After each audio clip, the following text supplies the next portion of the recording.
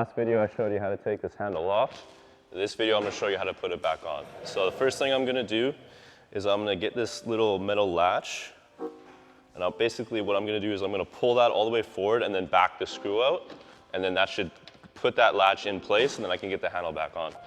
So first, I'll get my screwdriver there, and then I want to pull this all the way out and back the screw out.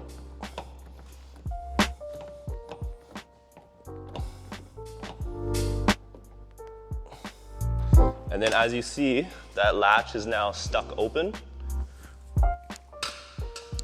So now, first thing I'm gonna do here is put this little gasket back on. So there's a little hook there, and then two little hooks there.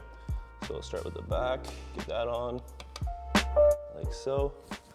And then we'll grab the handle, start with the front, hook that in, come to the back, hook the back on, like that.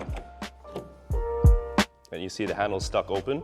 So now, put this little back piece in, like that. Get your T20 back into the screw. And now I'm gonna hold this back piece and screw it in at the same time.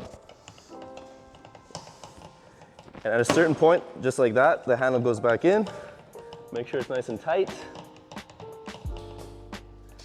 And then put the little plug back on the end there, just like so.